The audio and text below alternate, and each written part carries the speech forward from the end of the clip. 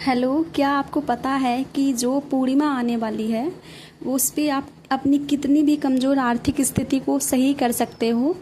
या फिर मैं इसको ऐसे कहूँ कि पूर्णिमा पे उपाय करके आप अपनी मनोकामनाएं पूरी कर सकते हो। अगर आपकी कोई भी पैसों से रिलेटेड प्रॉब्लम है तो आज मैं पूर्णिमा पे करने वाले छोटे छोटे उपाय बता रही हूँ, जिनको अगर आप करेंगे पूर्णिमा से लेके और पूर्णिमा वाले दिन दोबारा करेंगे तो आपके जीवन में सकारात्मक परिवर्तन तो होंगे ही होंगे और आपकी मानसिक स्थिति भी बहुत बेहतर होगी। क्योंकि पूर्णिमा का ये महत्व होता है कि पूर्णिमा को पूरा चंद्रमा निकलता है और चंद्रमा कहीं ना कहीं मन का कारक है। तो जब हमारा मन स्थिर रहता है तो हमारा दिमाग भी स्थिर रहता है और हमारे काम भी होते हैं, हमारे डिसीजंस जो होते हैं वो भी सही होते हैं और हमारे काम भी फिर सही बनते चले जाते हैं। आप लोगों ने देखा होगा कि जिन लोगों का दिमाग स्थिर नहीं रहता है, जिनको डिप्रेशन रहता है, तो उनका कोई भी निर्णय कभी भी सही नहीं होता होगा और उनकी इसी वजह से उनका पूरा दिन सुबह शाम खराब जाती है, क्योंकि उनका दिमाग ही स्थिर नहीं है, उनका मन शांत नहीं है, मन में हजार तरह की परेशानियां हैं और आर्थिक स्थिति भी कमज़ोर ही होती चली जाती है। तो सबसे पहले तो मैं बताऊंगी आप एक उपाय कर सकते हो। इस बार पूर्णिमा सोमवार को पड़ रही है, जिसको ज्येष्ठ पूर्णिमा बोलते हैं। तो आप सोमवार वैसे भी भोलेनाथ को दिल समर्पित है और अगर उस दिन पूर्णिमा आ जाए तो कहना ही क्या, सोने पे सुहागा होता है ये। तो सबसे पहले आप सोमवार के दिन सुबह उठेंगे। अगर व्रत धारण नहीं कर सकते हैं तो कोई बात नहीं, जो लोग जेंट्स हैं वो व्रत नहीं कर सकते या जिसको कोई बीमार है या कोई परेशानी है वो व्रत नहीं कर सकता है तो कोई बात नहीं। आप उठेंगे उस दिन, सूर्य भगवान को जल चढ़ाएंगे, भोलेनाथ पे उस दिन अभिषेक ज़रूर करेंगे। आप घर में भी कर सकते हैं अभिषेक। केवल आपको कच्चा दूध, तिल, चावल, दही और चीनी, जो भी आपके पास सामग्री उपलब्ध है आप उसी से श्रद्धा भाव से करिए, क्योंकि पूर्णिमा को सत्यनारायण भगवान, विष्णु और भोलेनाथ दोनों की पूजा होती है। तो आप भोलेनाथ का अभिषेक करिए। अगर आप सत्यनारायण की पूजा करते हैं, विष्णु भगवान के लिए व्रत करते हैं, आप वैसे कर सकते हैं। तो उसके बाद में जो सबसे ज़्यादा महत्वपूर्ण काम होता है वो रात को होगा। आपको शाम के टाइम पे खीर ज़रूर बनानी है। जो हमारे यहाँ दूध और चावल का भोग बनाया जाता है उसका वो खीर ज़रूर आपको तैयार करनी है और थोड़ा सा प्रयास करना कि उस खीर में आपको चीनी की जगह थोड़ा मिश्री डालना है। थोड़ा मिश्री डाल सकते हो, उसके बाद में चीनी डाल देना।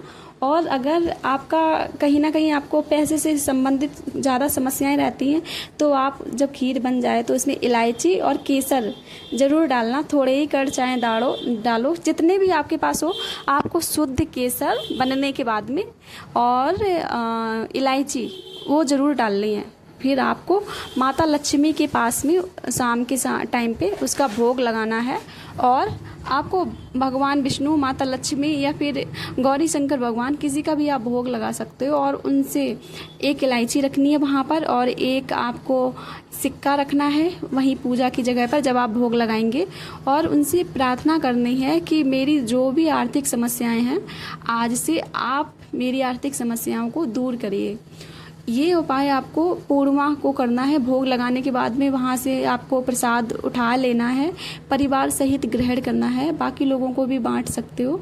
अगर इस प्रसाद को आप 7 छोटी छोटी कन्याओं में बांट सकते हो, अगर आपके यहाँ मिल सकती हैं तो ये बहुत अच्छा रहेगा, क्योंकि कन्याओं को खीर का प्रसाद वितरित करना, शुक्र मजबूत होता है बहुत ज़्यादा और जुपिटर भी मजबूत होगा क्योंकि आपने उसमें केसर डाली है।